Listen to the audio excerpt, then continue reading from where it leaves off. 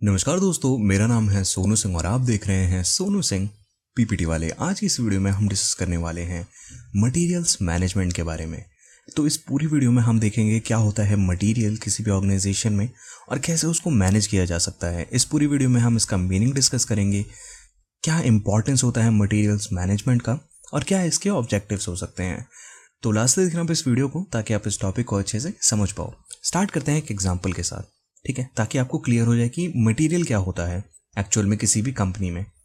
तो मान लो एक पल के लिए, मान लो, ठीक है, कि मान लो आप कार मैन्युफैक्चरिंग करते हो, ठीक है। तो जैसे कार में ऊपर ऊपर से जो मटेरियल लगता है, जो आपका मेन प्रोडक्ट है वो कार है, जो इसमें मटेरियल्स लग सकते हैं वो क्या लग सकते हैं।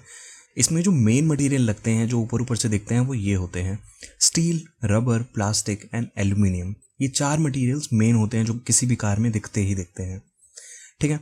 तो क्या बस इन्हीं को मटेरियल मान लेना चाहिए कि हमारी मैन्युफैक्चरिंग यूनिट में बस यही मटेरियल की ज़रूरत है और किसी मटेरियल की ज़रूरत नहीं है? ऐसा नहीं है। ये होते हैं डायरेक्ट मटेरियल। किसी भी आइटम को बनाने के लिए कुछ डायरेक्ट मटेरियल होते हैं जो ये सारे हैं, और कुछ होते हैं इनडायरेक्ट मटेरियल, जैसे हो गए screws, bolts, disposable gloves, protective equipments, cleaning supplies etcetera. ठीक है, ये होते हैं इनडायरेक्ट मटेरियल जो यूज़ तो होते हैं मैन्युफैक्चरिंग यूनिट में, लेकिन कार में एक्चुअल में दिखते नहीं हैं। ये कि कार में इनकी वजह से वैल्यू नहीं इंक्रीज होती है। तो ये होता है मटेरियल। अब क्या होता है मटेरियल्स या material management. Every organization uses a number of materials. बिल्कुल सही बात है कि हर एक ऑर्गेनाइजेशन में बहुत सारे मटेरियल्स यूज होते हैं। It is necessary that these materials are properly purchased, stored and used. तो इसलिए ये ज़रूरी होता है कि इन मटेरियल्स को प्रॉपरली खरीदो, जो भी सप्लायर्स हैं उनसे, इनको अच्छी जगह पे स्टोर करो और सही से उनको काम में लो।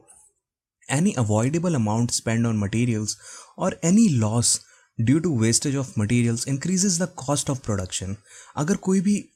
अगर मान लो आपने ज़्यादा मटेरियल वेस्ट कर दिया, ये लॉस कर दिया मटेरियल, तो इसलिए इससे क्या होगा, कॉस्ट ऑफ प्रोडक्शन बढ़ती है। तो इसलिए कॉस्ट ऑफ प्रोडक्शन को अगर नीचे रखना है आपको, और नीचे रखते हुए कोई सामान बनाना है, तो आपको मटेरियल मैनेजमेंट करना ही करना पड़ेगा। और क्या लिखा गया इसके बारे में? Materials management is a method for planning, organizing and controlling the activities that are related to the flow of materials in a company. तो मटेरियल्स मैनेजमेंट में हम यही देखते हैं कि जो मटेरियल का फ्लो है किसी भी कंपनी में, अगर किसी भी कंपनी में मटेरियल्स आ रहे हैं तो उनकी प्लानिंग करना कि कहाँ से वो मटेरियल लेंगे, ऑर्गेनाइजिंग करना कैसे कैसे लेंगे उन मटेरियल्स को, कहाँ कहाँ पे रखेंगे, फिर कंट्रोलिंग करना, अगर ज़्यादा वेस्टेज वगैरह है तो उस पर कंट्रोल करना। This can lead to the control of location, movement and time of those materials from their introduction, production, manufacturing process and final delivery। ठीक है, तो मटेरियल्स मैनेजमेंट में बेसिकली हम लोकेशन देखते हैं कि कहाँ से मटेरियल उठाने हैं, कहाँ पे रखने हैं, उनकी मूवमेंट देखते हैं कैसे उठाने हैं, क्योंकि मूवमेंट में भी कई बार क्या होता है, वेस्टेज हो जाती है मटेरियल की, तो मिनिमम वेस्टेज हो वहाँ पे। फिर टाइम देखते हैं, किस टाइम पे मटेरियल ऑर्डर करने हैं परचेज सप्लायर से। ठीक है, तो ये सारी चीज़ें देखनी है मटेरियल के इंट्रोडक्शन, प्रोडक्शन और मैन्युफैक्चरिंग प्रोसेस से फाइनल डिलीवरी तक। मटेरियल जो रॉ मटेरियल स्टार्टिंग में यूज़ करोगे उसको प्रोडक्शन प्रोसेस में लगाओगे, फिर मैन्युफैक्चरिंग प्रोसेस में लगाओगे, उसके बाद फाइनल डिलीवरी जब तक नहीं हो जाती आपके प्रोडक्ट की, तब तक आपको मटेरियल मैनेजमेंट करना ही पड़ेगा। तो ये तो हो गया मटेरियल्स मैनेजमेंट। अब यहाँ पे दो तरीके के मटेरियल्स होते हैं, जैसे कि मैंने स्टार्टिंग में ही बताया था। डायरेक्ट मटेरियल्स हो सकते हैं और इनडायरेक्ट मटेरियल्स हो सकते हैं।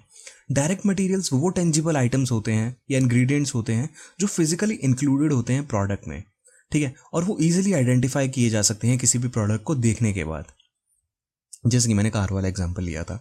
इनडायरेक्ट मटेरियल क्या होते हैं? इनडायरेक्ट मटेरियल इसेंशियल होते हैं किसी भी प्रोडक्शन ऑपरेशन के लिए, बट वो फिजिकली एडेड नहीं होते, या यूँ कह लो बहुत ज़्यादा ईजिली कन्वीनियंटली लिंक्ड नहीं होते हैं, या आइडेंटिफाई नहीं कर सकते आप किसी भी प्रोडक्ट में देख के कि हाँ भाई ये इनडायरेक्ट मटेरियल लगा होगा इसमें। आप सबसे पहले उसके डायरेक्ट मटेरियल पे नज़र डालते हो। तो इसके कुछ एग्जांपल्स क्या क्या हो सकते हैं? डायरेक्ट मटेरियल के एग्जांपल्स हो सकते हैं फैब्रिक। जैसे मान लो आपकी कोई कपड़ा बनाने की कंपनी है, जैसे मान लो जीन्स बनाते हो, तो उसके लिए फैब्रिक की ज़रूरत पड़ेगी आपको। ये नहीं देखेगा कोई कि इसमें स्टिचिंग कैसी है, इसमें जिप आपने कौन सी लगाई है, जिप वो क्या, वो ठीक है, वो इनडायरेक्ट मटेरियल। लेकिन जो सबसे मेन उसका मटेरियल है, डायरेक्ट मटेरियल, उसका कपड़ा है, जो बहुत ज़्यादा इम्पैक्ट क्रिएट कर सकता है। उसके बाद आ जाता है स्टील। मान लो आपको स्टील में, जैसे कार वाला ही बिजनेस मान लो, ऑटोमोबाइल इंडस्ट्री है आपकी, तो उसमें स्टील का बहुत ज़्यादा यूज़ होता है। तो स्टील को अगर आप मैनेज करते हो तो एक तरह से आप बहुत अच्छा खासा मटेरियल मैनेजमेंट कर रहे हो। मान लो आप कोई लकड़ी का कुछ फर्नीचर वगैरह का काम है, आप सोफ़ा बनाते हो तो टिम्बर या लकड़ी को उसको मैनेज करना पड़ेगा। लकड़ी आपका मेन मटेरियल है, उसमें आप फेविकॉल भी यूज़ कर रहे हो, ठीक है, आप नीडल्स भी यूज़ कर रहे हो तो ठीक है, लेकिन वो इनडायरेक्ट मटेरियल्स हो जाते हैं। टिम्बर या जो वुड है आपका, वो डायरेक्ट मटेरियल है। इनडायरेक्ट मटेरियल के एग्जांपल्स भी देख लो साथ में। क्लीनिंग सप्लाईज की, जैसे मान लो कार का एग्जांपल लिया था, तो कार को क्लीन करने के लिए भी कुछ लगेगा। तो वो भाई जब आप कार खरीदने जाते हो तो ये थोड़ा ना देखते हो कि इसको किस चीज़ से साफ़ किया गया है, नहीं देखते ना। उसमें ग्रीस लगेगा, उसमें डिस्पोजेबल आइटम्स लगेंगे, जैसे कि ग्लव्स, जैसे उस वर्कर ने पहने हुए थे ग्लव्स, उसको चेक करते टाइम। उसके बाद मैन्युफैक्चरिंग प्रोसेस में जो भी सारी चीज़ें लग सकती हैं, वो सारा इनडायरेक्ट मटेरियल होता है, ठीक है। तो ये तो हो गया डायरेक्ट मटेरियल और इनडायरेक्ट मटेरियल। अब देख लेते हैं इंपॉर्टेंस क्या होता है मटेरियल्स मैनेजमेंट किया क्यों जाता है। सबसे पहला इसका इंपॉर्टेंस यही होता है, इट कीप्स इन्वेंट्री एक्यूरेट, क्योंकि इससे वेस्ट जो होता है वो रिड्यूस होता है, ठीक है। जैसे कि कई बार आपने सुना होगा कि मटेरियल चोरी हो जाता है और खो जाता है, मिसप्लेस हो जाता है ना, मिसलेबल्ड हो जाता है, कई बार इन्वेंट्री में ऐसा होता है। तो वो क्या होता है, वहाँ पे लॉस ऑफ इन्वेंट्री माना जाता है उसको, या वेस्टेज माना जाता है। उसको कम करने के लिए आप मटेरियल्स मैनेजमेंट करते हो, ताकि मटेरियल कम से कम खोए, कम से कम चोरी हो, कम से कम मिसप्लेस हो, है ना। तो उसके लिए क्या होता है, आपकी इन्वेंट्री एक्यूरेट रहती है एकदम हमेशा। सेकंड इसका इंपॉर्टेंस होता है enables JIT, just in time inventory management, ठीक है। नो ओवर स्टॉकिंग भी लिखा हुआ है इसके अंदर। JIT के अंतर्गत हम क्या करते हैं कि जब हमें ज़रूरत पड़ती है, जब हमें हमारे पास कोई बड़ा ऑर्डर आता है, तभी हम मटेरियल्स को ऑर्डर करते हैं, क्योंकि उस ऑर्डर के लिए हमें मटेरियल्स की ज़रूरत पड़ेगी। जैसे कि मान लो कि आपके पास है ना 100 पिज़्ज़ा बनाने का ऑर्डर आया, आपकी पिज़्ज़ा की शॉप है, आपके पास एकदम से 100 पिज़्ज़ा बनाने का ऑर्डर आया, तो आप उसी टाइम पे 100 पिज़्ज़ा के लिए चीज़ लेके आओगे। ये नहीं है कि आप 100 पिज़्ज़ा के लिए एक साल पहले से चीज़ रख रहे हो अपने पास लाके, तो वो तो ख़राब हो जाएगी ना।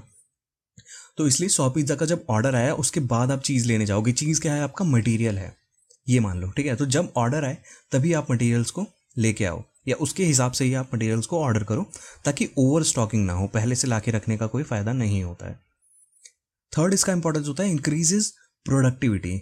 इससे क्या होता है कि प्रोडक्टिविटी बढ़ती है। अगर आप मटेरियल्स मैनेजमेंट करते हो, तो आप मटेरियल, जो भी रॉ मटेरियल खरीद के ला रहे हो, उसको आप सही जगह पे रखोगे, उसकी इन्वेंट्री अच्छी जगह पे करोगे, स्टोरेज अच्छी जगह पे करोगे, जिससे जो लेबर है उसको ज़्यादा टाइम नहीं लगेगा वो आपको लाने में, ठीक है। तो इसलिए लेबर ज़्यादा एफिशिएंट तरीके से काम करेगी, उसको पता है कि कौन सा मटेरियल कहाँ पे रखा हुआ है, ऑलराइट। तो वहाँ पे प्रोडक्टिविटी बढ़ेगी अगर लेबर अच्छे से काम कर रही है तो। फोर्थ होता है क्वालिटी कंट्रोल गोज अप। बिल्कुल सही बात है, मटेरियल्स मैनेजमेंट करोगे तो आप क्वालिटी के मटेरियल्स ऑर्डर करोगे और कम दाम पे ऑर्डर करने की कोशिश करोगे। जैसे कि कहा जाता है कि अगर आपको कोई प्रोडक्ट बनाना है, तो आप मटेरियल्स अगर अच्छे यूज़ करोगे तो आपका प्रोडक्ट भी अच्छी क्वालिटी का बनेगा। तो इससे क्या होगा, आप मटेरियल जो ऑर्डर कर रहे हो सप्लायर से जो भी आप रॉ मटेरियल ले रहे हो, वो अच्छी क्वालिटी का ले रहे हो। मटेरियल्स मैनेजमेंट के अंतर्गत ये देखा जाता है। फिफ्थ होता है रिड्यूसेस कॉस्ट। कॉस्ट कैसे रिड्यूस हो सकती है, जैसे कि मान लो कॉस्ट बहुत तरीके से रिड्यूस हो सकती है। मान लो आप कुछ प्रोडक्शन कर रहे हो, ठीक है, आप आपकी मैन्युफैक्चरिंग प्रोसेस में आपकी मशीन कोई चल रही है, अब उसमें लगाने के लिए मटेरियल ही खत्म हो गया आपके पास, तो वहाँ पे अगर मशीन को रोकोगे तो आपका कॉस्ट ऑफ प्रोडक्शन बढ़ रहा है वहाँ पे, ठीक है, ये बात समझो। तो इसलिए मटेरियल्स मैनेजमेंट हमें ये बताता है कि कब मटेरियल्स ऑर्डर करने हैं सप्लायर से, ताकि आपको जो प्रोडक्शन प्रोसेस है वो बिना किसी रुकावट के चलता रहे और आपकी कॉस्ट जो है रिड्यूस होती रहे। सिक्स होता है availability of materials at right time. बिल्कुल वही बातें रिपीट हो रही हैं अगर आप गौर फरमाओ तो इसमें, कि मटेरियल्स मैनेजमेंट हमें ये बताता है कि कब हमें ऑर्डर करना चाहिए। हमें बफर स्टॉक नहीं रखना चाहिए, ठीक है, ऊपर हमने पढ़ लिया कि ओवर स्टॉकिंग नहीं कर रही है, लेकिन बफर स्टॉक तो होना चाहिए ना। मतलब इतना होना चाहिए कि अगर मान लो कुछ कल को ऑर्डर आ जाता है और कुछ बनाना पड़ गया तो बना, जैसे कि मान लो आप पिज़्ज़ा वाला एग्जांपल लो, आपकी पिज़्ज़ा की शॉप है, तो आप इतना चीज़ तो रखोगे ना, जैसे कि एक दो ऑर्डर आ गया तो उसको तो फुलफिल कर लोगे। कि एक दो ऑर्डर है तो भी आप चीज़ लेने भाग रहे हो दुकान पे, ऐसा नहीं होना चाहिए। अगर एक दो ऑर्डर है, इतना बफर तो अपने पास रखो, ठीक है, कम से कम 5 पिज़्ज़ा का चीज़ तो अपने पास रखो रॉ मटेरियल के तौर पे, कि 5 पिज़्ज़ा का ऑर्डर तो आ सकता है, ऑलराइट, ताकि आपकी जो प्रोडक्शन प्रोसेस है, जो भी आप बना रहे हो चीज़ें, उसमें रुकावट ना आए। तो ये तो थे कुछ इंपॉर्टेंस मटेरियल्स मैनेजमेंट के। अब देख लेते हैं क्या इसके ऑब्जेक्टिव्स हो सकते हैं, कि क्या उद्देश्य है मटेरियल मैनेजमेंट किया क्यों जाता है। वैसे इंपॉर्टेंस में कवर हो गया है, लेकिन फिर भी पढ़ लेते हैं एक बार और अच्छे से क्लियर हो जाएगा। फर्स्ट है to select the right quality. जैसे कि पिछली स्लाइड में ही बताया था कि राइट क्वालिटी के मटेरियल्स आप ऑर्डर करोगे अपने सप्लायर से, और जो फाइनल प्रोडक्ट जो भी आपका बनता है वो डिपेंड करता है कि आप किस क्वालिटी के उसमें मटेरियल्स या रॉ मटेरियल लगा रहे हो। उस क्वालिटी का आपका फाइनल प्रोडक्ट बनता है। To meet the production requirements, जो भी आपकी प्रोडक्शन की रिक्वायरमेंट है, कितने भी मटेरियल्स हैं, कितने मटेरियल्स की ज़रूरत है, वो आप पहले ही सोच लेते हो मटेरियल्स मैनेजमेंट करने के दौरान, और उसको पहले से ही ऑर्डर करके रखते हो ताकि कोई इंटरप्शन ना आए आपके प्रोडक्शन प्रोसेस में।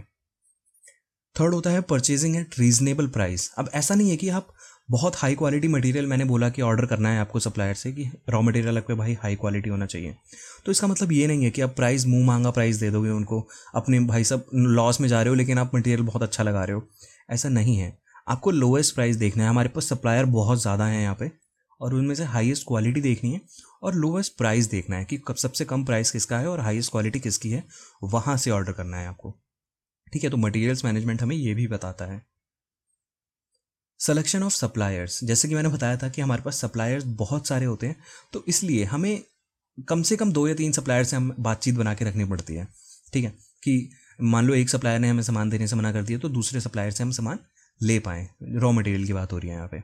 ठीक है, तो मटेरियल्स मैनेजमेंट हमें ये भी बताता है। फिफ्थ होता है लिमिट द वेस्टेज। यहाँ पे भाई वेस्टेज को बहुत कम करने की कोशिश की जाती है, क्योंकि भाई देखो मटेरियल्स आप यूज़ कर रहे हो, प्रोडक्शन प्रोसेस में यूज़ कर रहे हो, तो वहाँ पे भी कई बार वेस्टेज होती है। लाने ले जाने में वेस्टेज हो सकती है, उसको यूज़ करने में अच्छी तरीके से हैंडल ना करने पे वेस्टेज हो सकती है ना। जैसे कि पिज़्ज़ा का एग्जांपल आप फिर से ले सकते हो।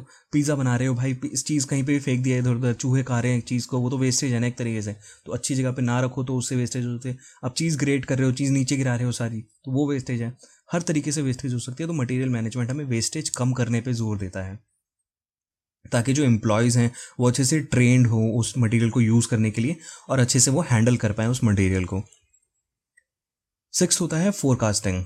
अब ये ऊपर वाला ही पॉइंट है कि मटेरियल मैनेजमेंट में हमें फोरकास्टिंग करनी पड़ती है। पहले से देख के रखना पड़ता है कि कितने मटेरियल्स का ऑर्डर देना है सप्लायर को, ताकि ज़्यादा भर के ना हो जाए हमारे पास मटेरियल और वेस्टेज ना हो। अगर आप ज़्यादा क्वांटिटी में मटेरियल रख लोगे तो भी आपका वेस्टेज होगा। सेवन्थ होता है प्रोडक्ट एनहेंसमेंट। अब जैसे कि मान लो कई बार कंपनीज में कंप्लेंट आती है कि आपका प्रोडक्ट अच्छी क्वालिटी का नहीं है, या क्वालिटी रिलेटेड कुछ भी इश्यूज आ सकते हैं, तो जो प्रोडक्ट मैनेजर होता है वो मटेरियल मैनेजर से कांटेक्ट करता है कि भाई कैसा मटेरियल यूज़ कर रहे हो आप, कि हमारा फाइनल प्रोडक्ट अच्छा नहीं बन रहा है। तो वहाँ पे मटेरियल मैनेजर जो होता है वो अपने एक्शन में आता है और वो अच्छी क्वालिटी के प्रोडक्ट्स ऑर्डर करता है, या जो भी प्रोडक्शन प्रोसेस है उन सबको देखता है कि कैसा कैसा मटेरियल यूज़ हो रहा है, और मटेरियल की जो भी है क्वालिटी चेक करता है। बेसिकली प्रोडक्ट एनहांसमेंट के लिए भी यूज़ होता है मटेरियल्स मैनेजमेंट। लास्ट ऑब्जेक्टिव होता है इसका स्टैंडर्डाइजेशन प्रोसेस।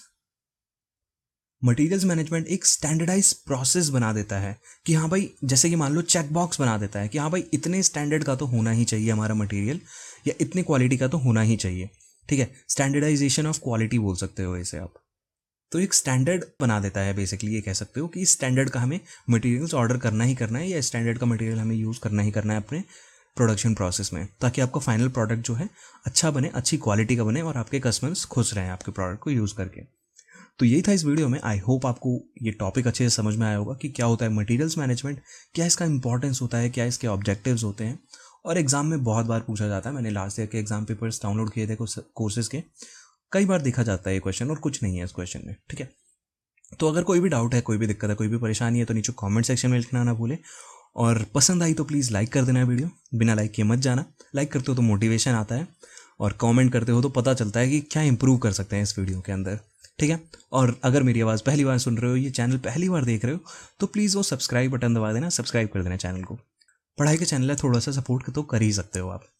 तो मिलते हैं आपसे नेक्स्ट वीडियो में, तब तक के लिए goodbye, take care, have a nice day.